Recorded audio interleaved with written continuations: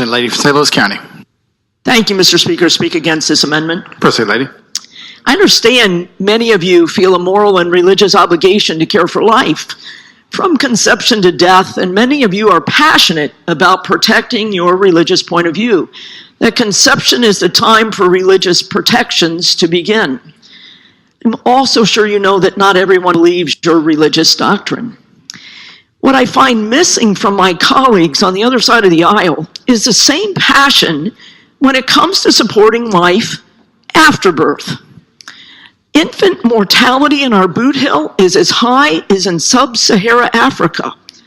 Where is the cry for these children and the attention to health care for these families?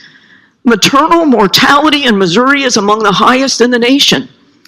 Yet last year, on this House floor, many of those same colleagues across the aisle argued that we did not need to research maternal mortality because the numbers of women dying in childbirth was exaggerated. And maybe it was just the fault of the woman who died because she was a smoker. If I were to believe you that each life is precious, we would have declared an emergency, all hands on deck to save these mothers and infants, but we haven't.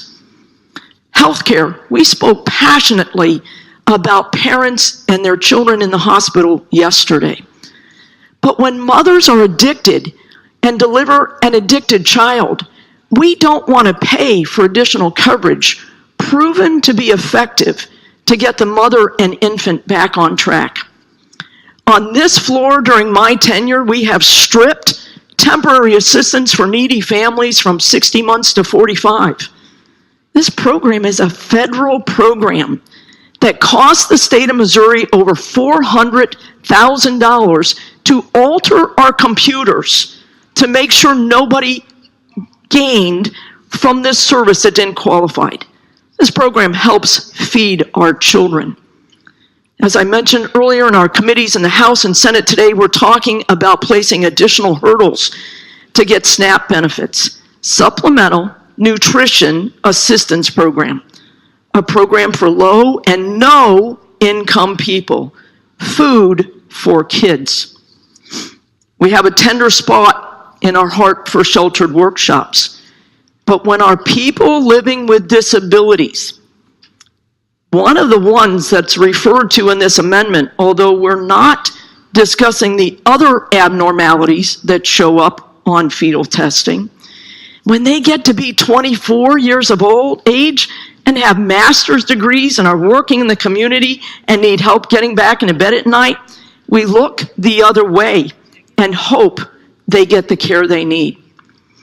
A Medicaid rapid response review of Missouri has been done. We spent $2.7 million for this plan, twice the amount of the lowest bid. They created a plan to better transform our Medicaid program because Medicaid in our state costs too much. What's so ironic is you're not even considering expanding Medicaid in our state, which will bring health care coverage to 300,000 to 400,000 Missourians who don't have access today to medical care that will save their lives, care for people, and produce happy, healthy people, the ones you want to be ready for the future workforce in our state. Medicaid expansion is working in 37 states, and those states are not suffering financial crisis, as the dire prediction has been for 8 years. Many of the states do better than Missouri. State your point of order, gentlemen. Thank you, Mr. Speaker. I reluctantly get up with a point of order and ask you to have the lady stick to the amendment, which is dealing with abortions of fetuses with disabilities, and not the expansion of Medicaid and the other topics that we have wandered off to. Discussion on the point of order. Lady for St. Louis County, for over your eyes. Against the point of order, please. Proceed, lady. The lady's point is spot on. And for those of you that don't have a memory about this, we talked about this very issue this morning, and the body opted to turn the other way and not support those with disabilities. This is definitely germane to the gentleman's amendment. We are talking about the same thing we talked about this morning, which is supporting all people, including those with different abilities. So I urge you to disregard the point of order. Thank you, Mr. Speaker. Lady for St. Louis County. Mr. Speaker, this is exactly what this amendment is, and everything I'm saying is relevant to both this amendment and the underlying bill. Point of order will be taken under advisement. Proceed, lady. Thank you, Mr. Speaker. Preliminary numbers from Missouri expanding Medicaid show that we might actually save some money, meaning we can cover more people for no more cost. One reason the cost of Medicaid is outpacing our revenue is because we keep cutting taxes on this floor. Over the last 8 years, you've cut corporate taxes by over $800 million. And the taxes you have already cut will cost us another $320 million in next year's revenue. Had it not, well, we would have to be $4 billion in additional revenue to trigger the Hancock Amendment. We are starving our stream of revenue.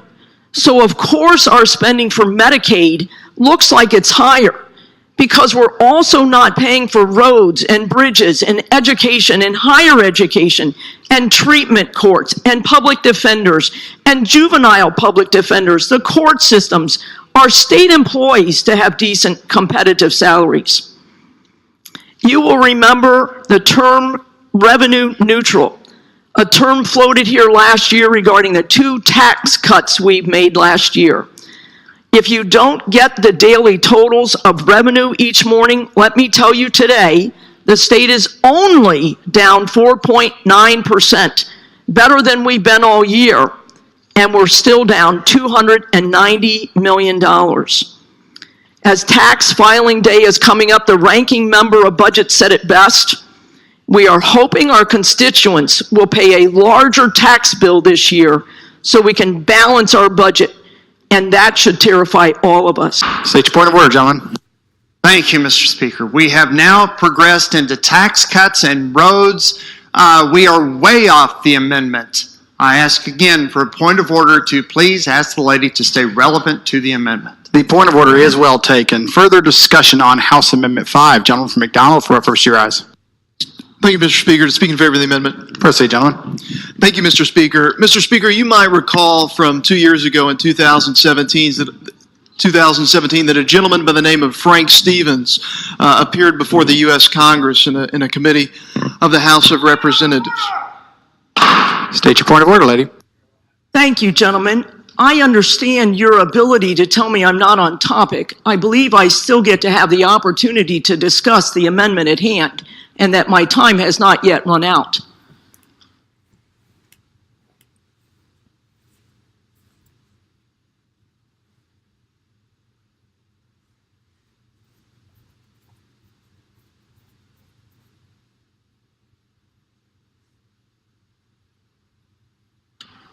Lady, under Rule 85, when a point of order is well taken, once a member violates the rules of the House, the Speaker may call them to order. Any member called to order shall immediately sit down unless permitted to explain. The House shall, if able to, decide the case.